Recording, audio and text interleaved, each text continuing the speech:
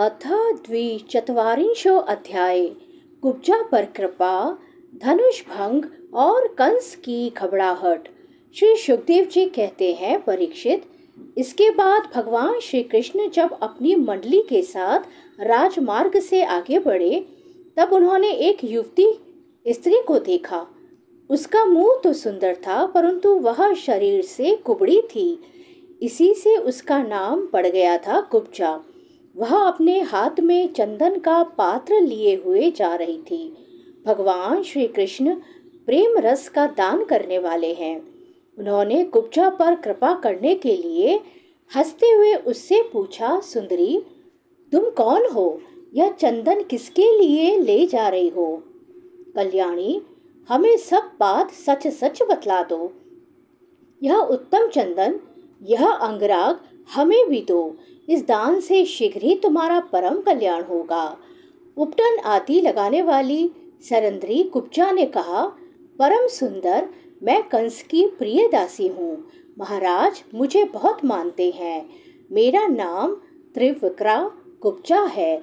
मैं उनके यहाँ चंदन अंगराग लगाने का काम करती हूँ। मेरे द्वारा तैयार किए हुए चंदन और अंगराग भोजराज कंस को बहुत भाते हैं, परंतु आप दोनों से बढ़कर उसका और कोई उत्तम पात्र नहीं है। भगवान के सौंदर्य, सुकुमारता, रसिकता, मंदहास्य, प्रेमालाप और चारु चितवन से कुब्जा का मन हाथ से निकल गया। उसने भगवान पर अपना हृदय न्यौछावर कर दिया। उसने दोनों भाइयों को वह सुंदर और गाढ़ा अंगराग दे दिया। तब भगवान श्री कृष्ण ने अपने सांवले शरीर पर पीले रंग और बलराम जी ने अपने गोरे शरीर पर लाल रंग का अंगराग लगाया तथा नाभि से ऊपर के भाग में अनुरंजित होकर वे अत्यंत सुशोभित हुए। भगवान श्री कृष्ण उस कुब्जा पर बहुत प्रसन्न हुए। उन्होंने अपने दर्शन का प्रत्यक्ष फल दिखलाने के लिए 3 जगह से ही टेढ़ी किंतु सुंदर मुख वाली कुब्जा को सीधी करने का विचार किया। भगवान ने अपने चरणों से कुब्जा के पैर के दोनों पंजे दबा लिए और हाथ ऊंचा करके 2 अंगुलियां उसकी ठोड़ी में लगाई तथा उसके शरीर को तनिक उचका दिया। उचकाते ही उसके सारे अंग सीधे और समान हो गए। प्रेम और मुक्ति के दाता भगवान के स्पर्श से वह तत्काल विशाल नितंब तथा पीन पयोधरों से युक्त एक उत्तम युवती बन गई। उसी क्षण कुब्जा रूप, गुण और उदारता से संपन्न हो गई। उसके मन में भगवान के मिलन की कामना जाग उठी।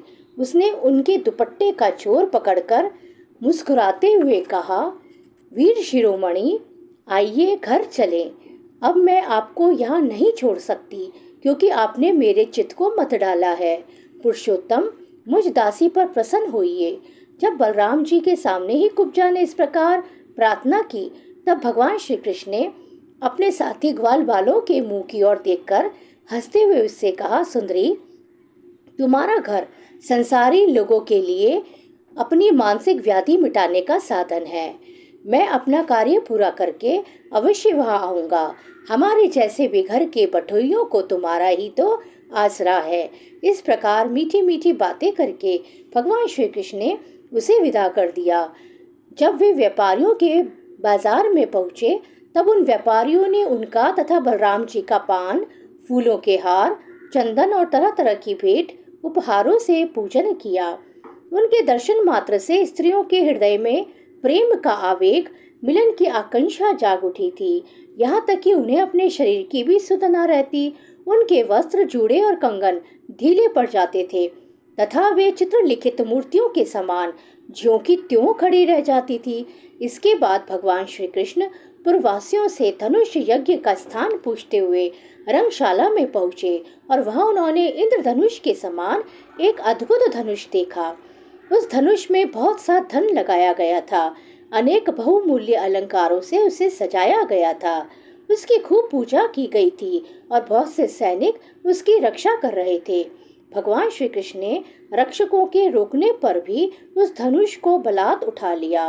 उन्होंने सबके देखते देखते उस धनुष को बाएं हाथ से उठाया, उस पर डोरी चढ़ाई और एक क्षण में खींचकर बीचों बीच से उसी प्रकार उसके 2 टुकड़े कर डाले, जैसे बहुत बलवान मतवाला हाथी खेल ही खेल में ईख को तोड़ डालता है। जब धनुष टूटा तब उसके शब्द से आकाश, पृथ्वी और दिशाएं भर गईं। उसे सुनकर कंस भी भयभीत हो गया।